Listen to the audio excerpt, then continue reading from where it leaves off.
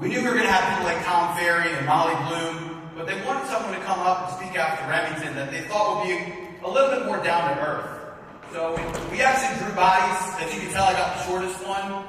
So I'm the closest to the earth, so you got the next 30 minutes with me. How many of you would agree that you traveled here all the way to Dallas? That you left your family, you left your business, you left whatever it is you're doing, because you wanted to leave with at least one thing that would help take your business to the next level? Raise your hands and say, yeehaw. Yeah. If you've been to a conference before, you can probably even think of a time. Like, how many of you can think of a time where you learned one thing, one strategy, maybe you made one relationship, you heard something that totally transformed where you are today? How many of you can relate to that? Raise your hand and say, yeehaw. Yeah. So I have a challenge to you. Because I've been to a lot of these conferences, and here's something I've learned. It's rarely about the speech, it's always about the listener. Or you could say it's rarely about the speaker, it's always about the learner. See, what you get out of RP Elevate the next day and a half actually is a bigger reflection of what you put in and what gets said here on stage. So whether or not you go home with one thing that changes your life or your business will have a lot less to do with what comes out of my mouth, and it will have a lot more to do with what happens between your ears. Everything we do, I'm a big believer, every action we take, every conversation we have, it sets in motion a ripple effect, like you throw a rock into a pond. And that ripple effect extends well beyond our immediate understanding. So I'll say this one more time. How many of you can think of a moment, or a relationship you made, a strategy you learned, a tactic you learned, something you heard at an event, or something that totally transformed your business? Raise your hand really high and say, yeehaw. Yeah. So my challenge to you is to stay engaged and stay present, because if you tune out for just 1 second, if your brain isn't where your feet are, if you're too busy responding to the next message, or checking the next email, or managing that team member, you might just tune out for 1 second, and you might just miss that one word, that one phrase, that one strategy, or maybe that one person sitting right next to you that you came all the way here to find. By the way, when we were getting ready to give this message, they were like, Aaron, do you want to kick off the message? Do you want to kick off the conference? And I was like, if you put me on that stage, I'm going to make them all yeehaw. So thank you guys. I appreciate that.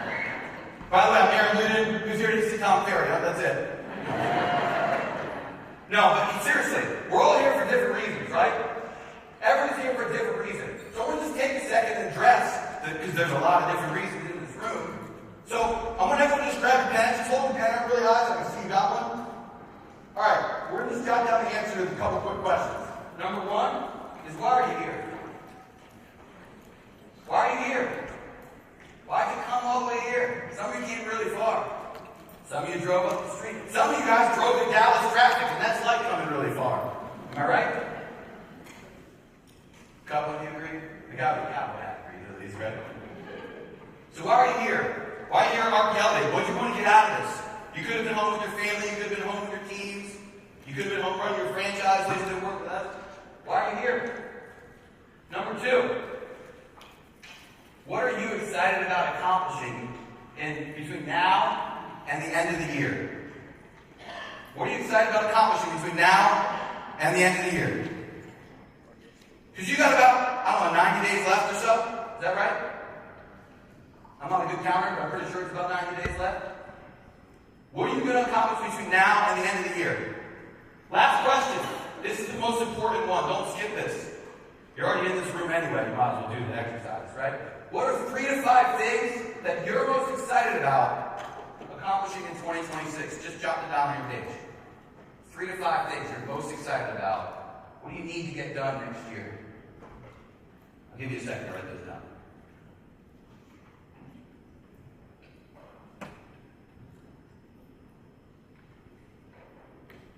Add another one.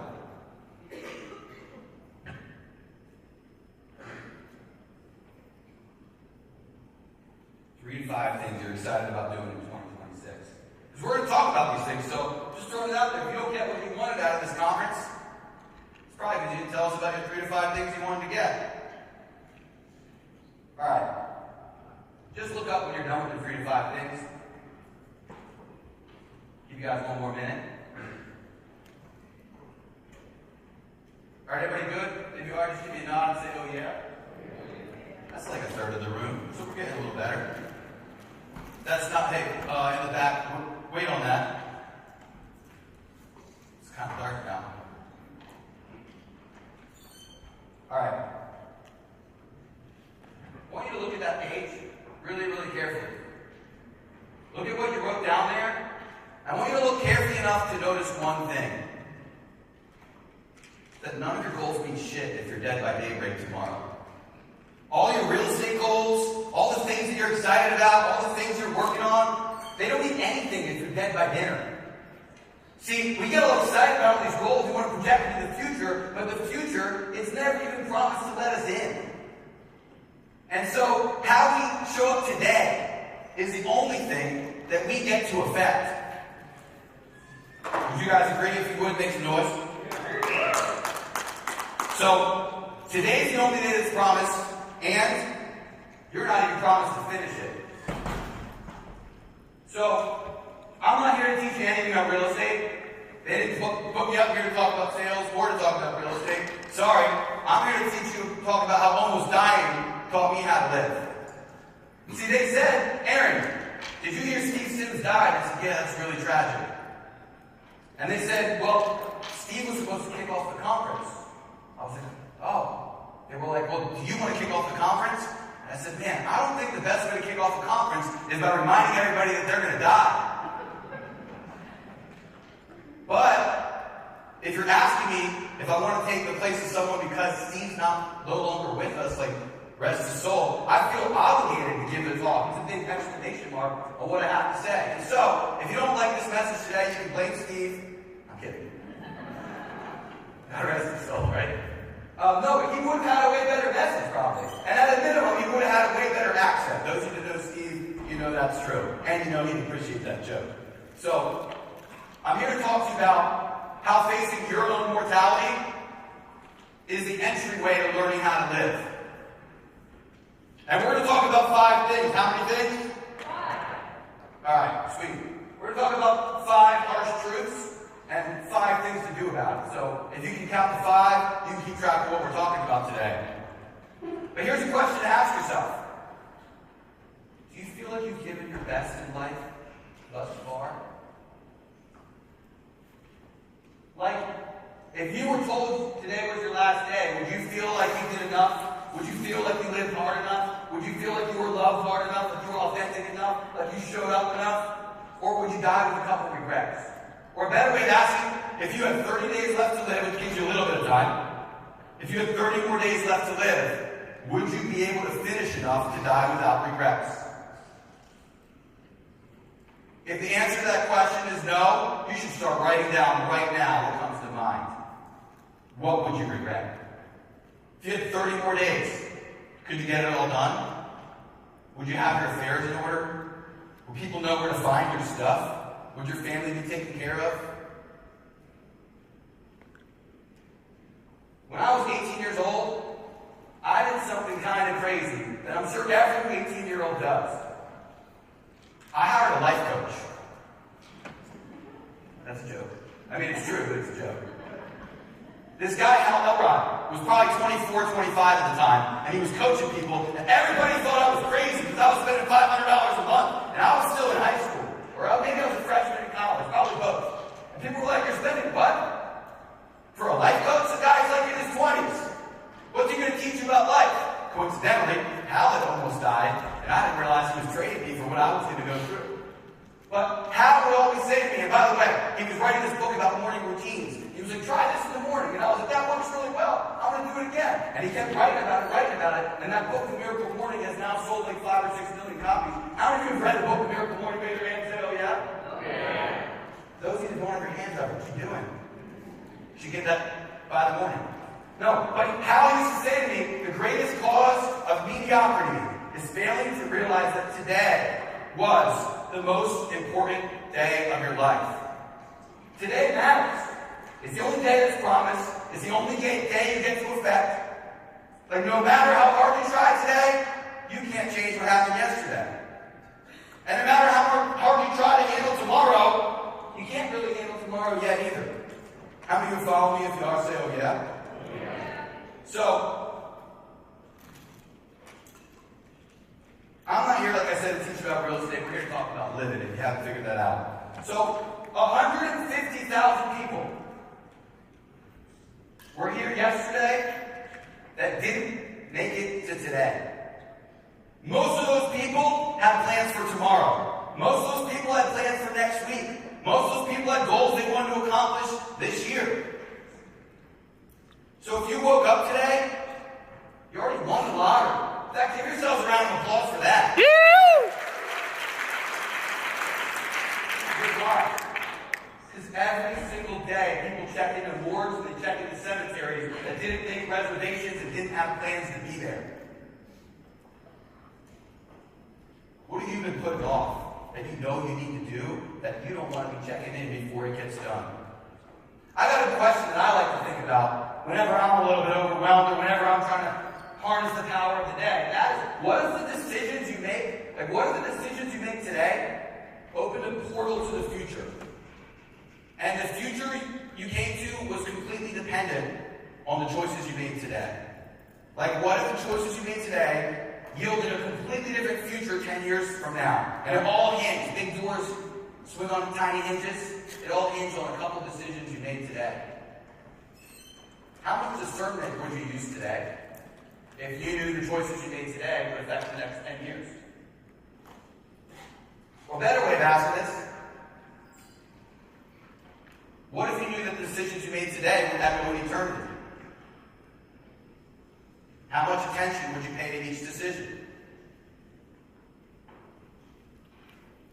I don't know why this slide's here. It's kind of out of order, but it's a reality. It's the Grim Reaper telling the dude, sorry, there's no baggage allowed here. If you look at the trash can, it's full of what? Y'all yell it out? Money. So many of us are here to learn how to sell more, how to have a higher GCI, how to make more money, how to move more people, how to sell more whatever we are for a vendor in this room. But you know what we don't realize sometimes? Is if you die with all of it, what does it really matter? So, anyway. So, I call this the Braveheart question. You guys have seen Braveheart? How many of you have seen Braveheart? Say, oh yeah? Oh yeah. In Braveheart, he says, what we do in life echoes in eternity. But my question, I mentioned it earlier, what if what we do today echoes in eternity? Would we make different decisions? The Olympic track star, y'all know Michael Johnson? Not Michael Jordan, Michael Johnson. He says, we live our lives on this paper-thin edge, this razor-thin edge that barely separates success from failure, greatness from mediocrity.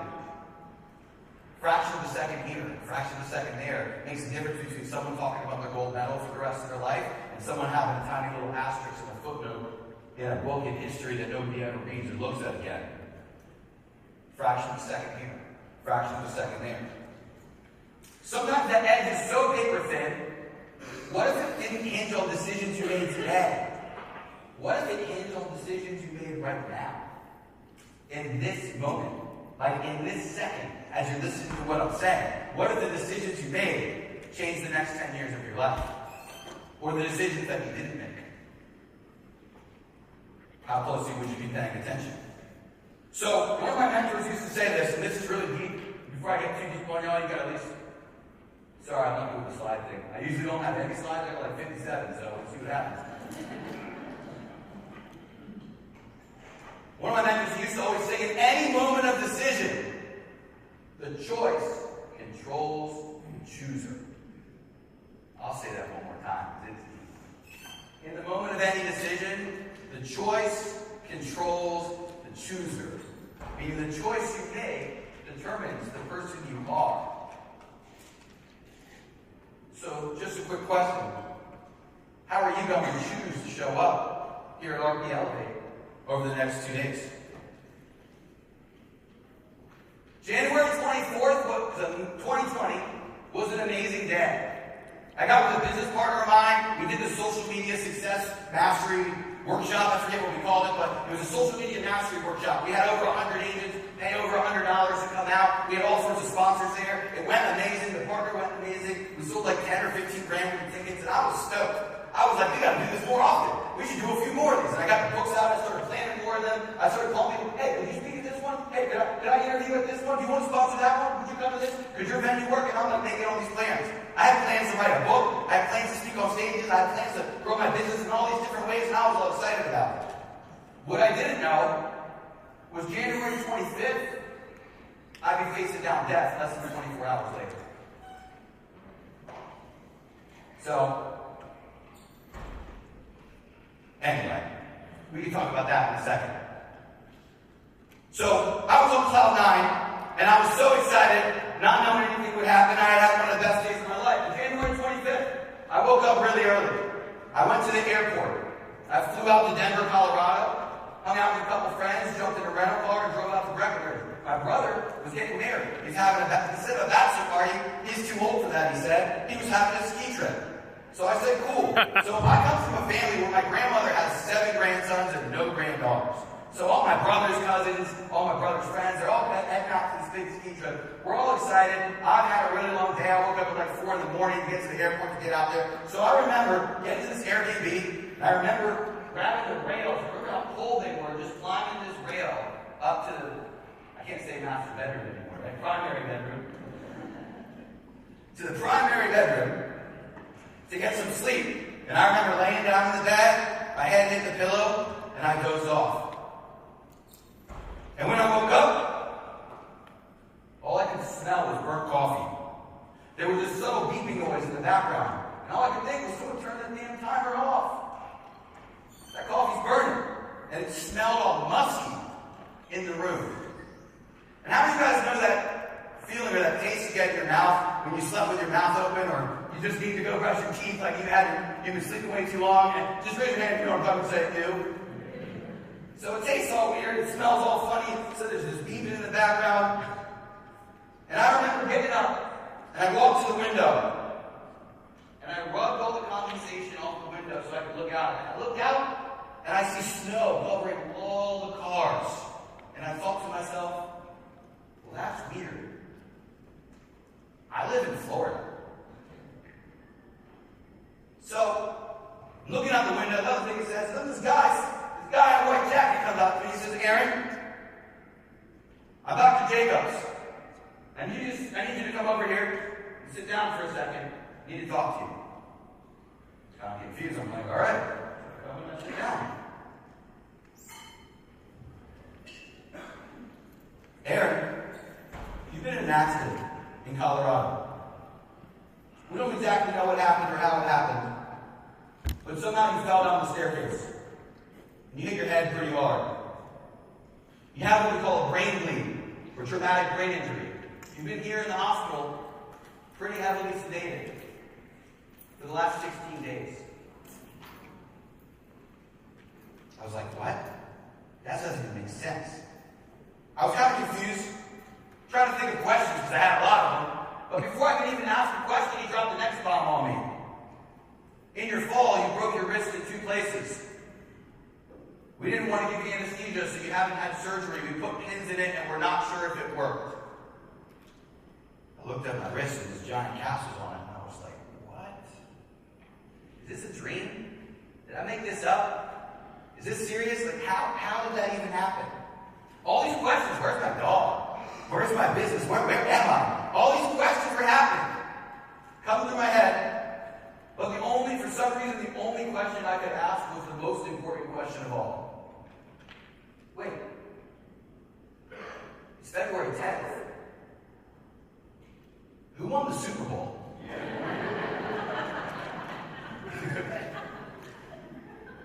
He said, oh, you didn't know. Andy Reid and the Chiefs. And as an Eagles fan, lifetime Eagles fan, I was like, Andy finally got one. And he looked at me and said, oh my God, you probably don't know Kobe Bryant died either. And I said, Kobe Bryant died? That's crazy. So January 24th, amazing day. January 25th, I almost died. January 26th, Kobe did die. Life is short.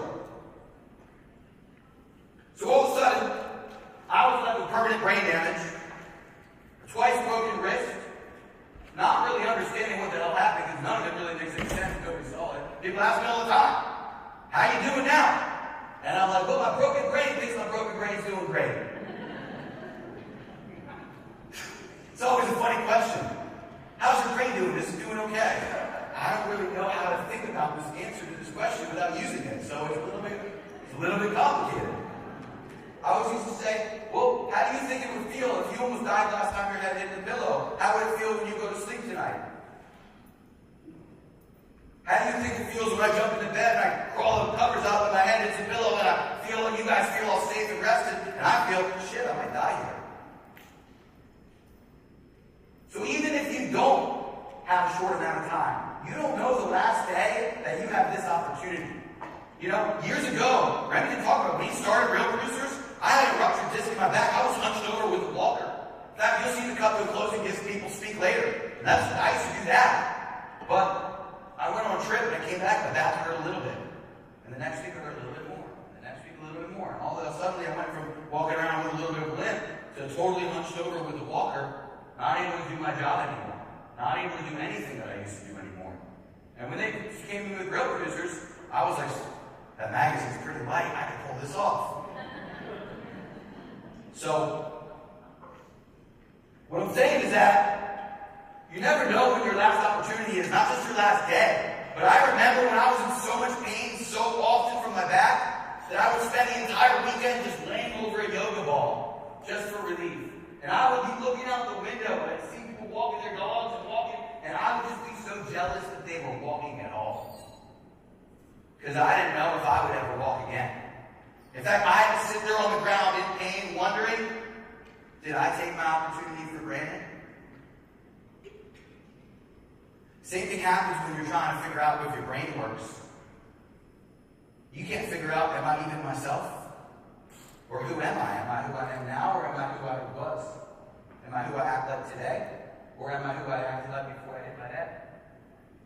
And honestly, everyone else is trying to figure out the same thing. They're like, is this the same Aaron as before he hit his head? So by the way, if I say anything crazy today, just blame the brain injury. That's why I need the notes.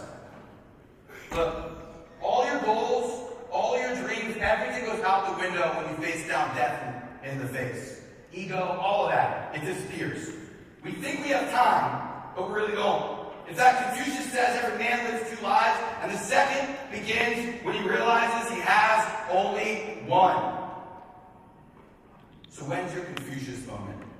And I promise you, you don't want to have to almost die to get there. You don't want to have a TBI. But what if you do, there are compounds. Just kidding.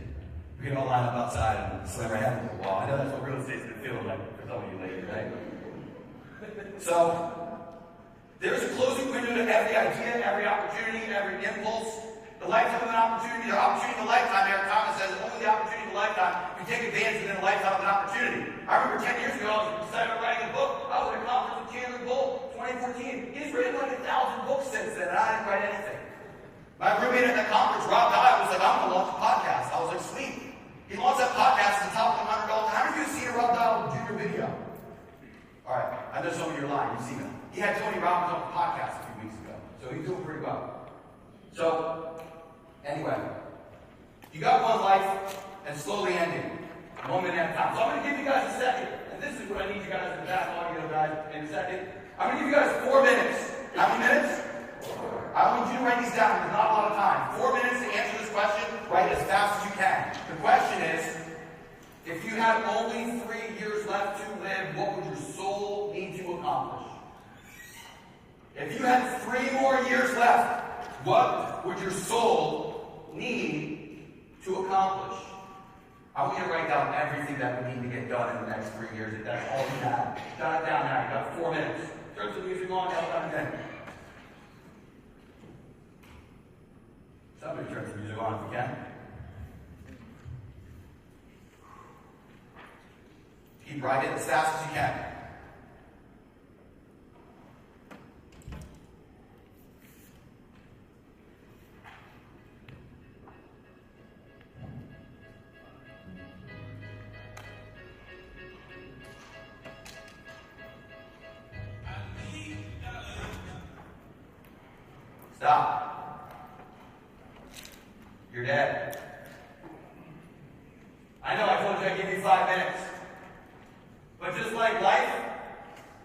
you have a lot more time? And you freaking don't. What if you only had enough time to finish the stuff that's on your page? What if you only had enough time for the most important thing? What if you didn't even have enough time for that?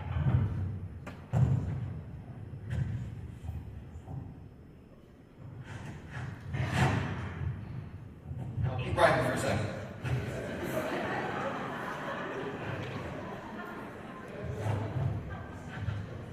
Look. We'll get this figured out eventually, right?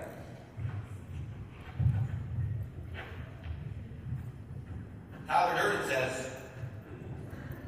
it's your life. It's ending 1 minute at a time. The average American lifespan is 78.39 years. You can turn the lights back on because I got to see this one. Check this out. So men, 75.8 years. Men, raise your hand if you're 38 or older right now. Raise your hand. You're closer to dead than you are to born. Ladies, raise your hand if you're 40. I know I hate to ask this, but raise your hand if you're 41 or older. We can turn the lights back off for this one. 41 or older, you're closer to half dead. Let's flip this around. Ladies, raise your hand if you're under 41. Keep your hands up if you're single and looking.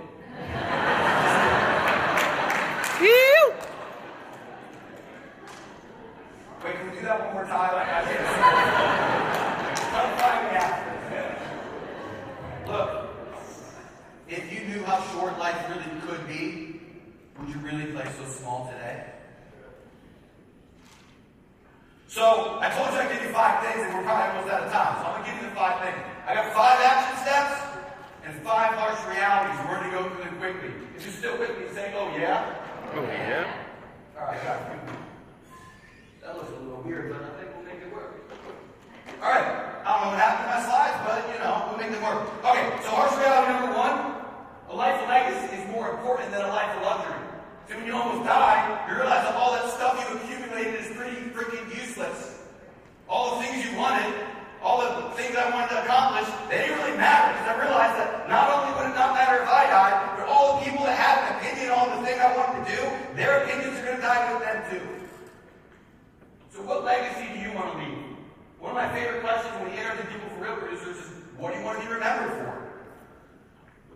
So, what do you want to be remembered for? Or, what do you want people to say about you at your funeral? Jot that one down. What do you want people to say about you at your funeral? That's an eye-opening one.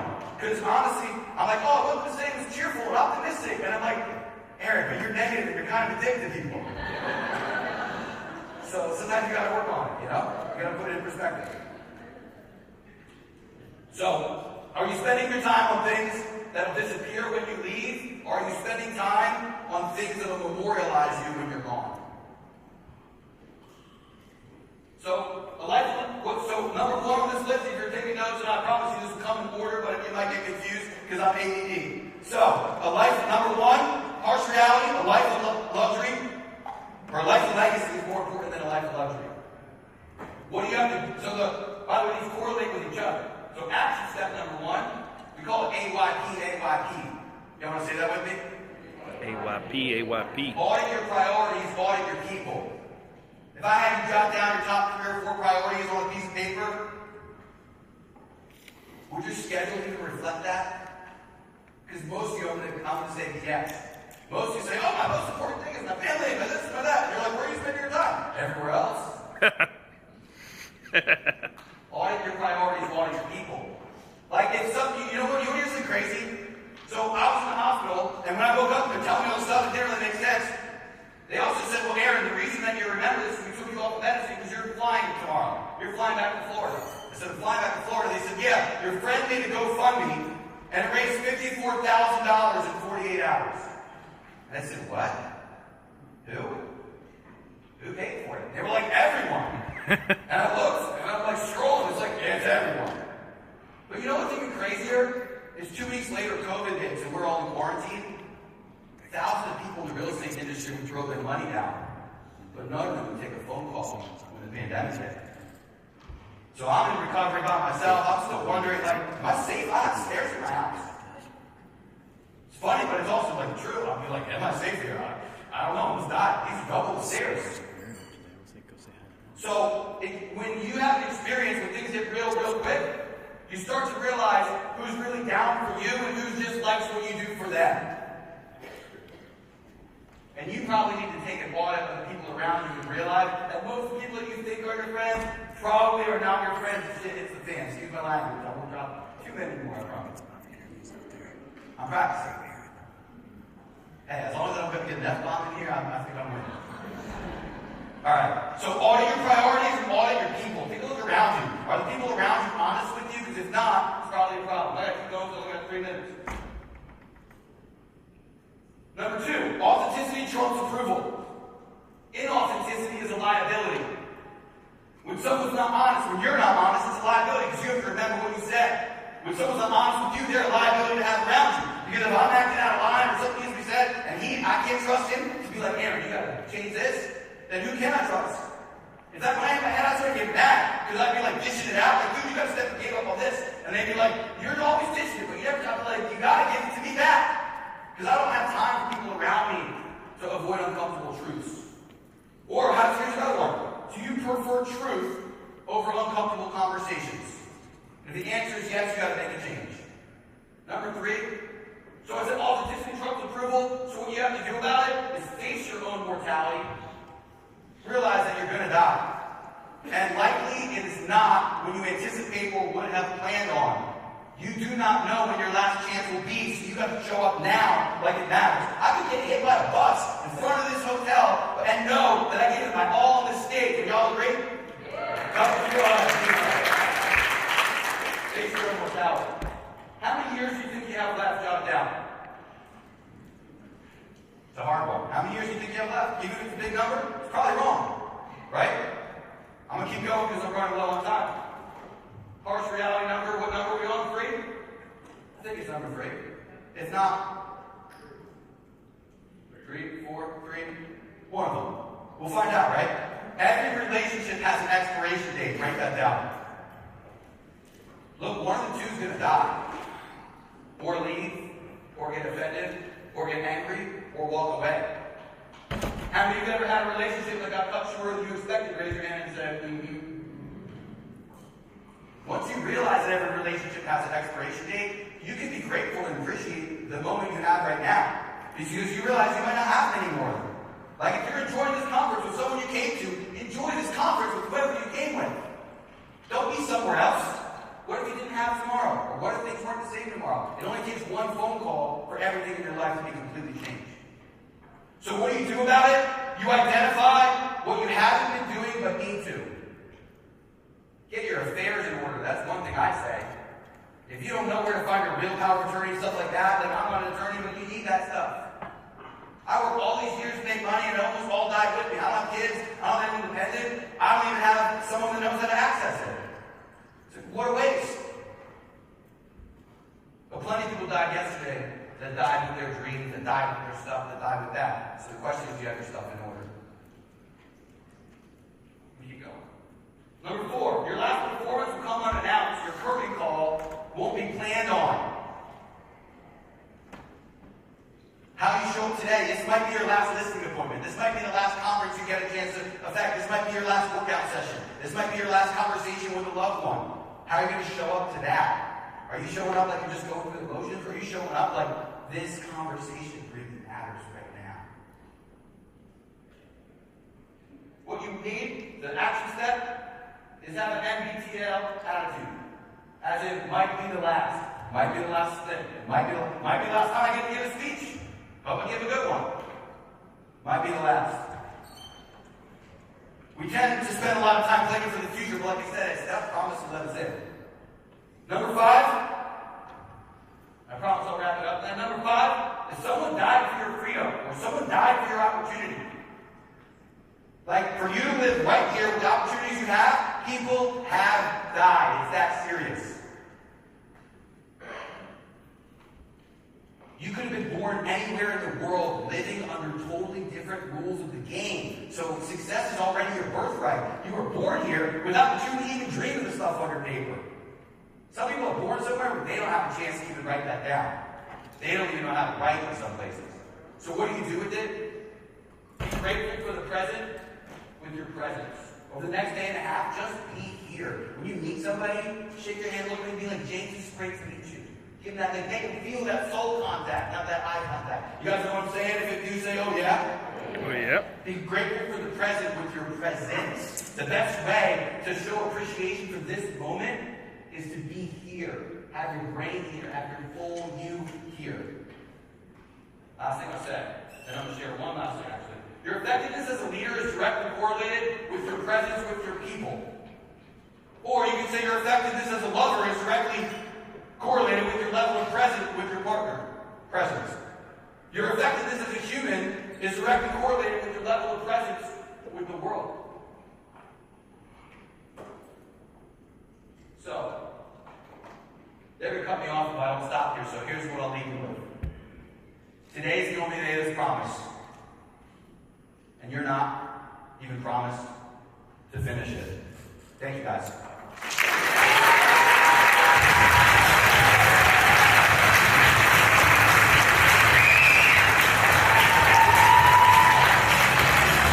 One more time for Mr. Eric Noonan. Great stuff.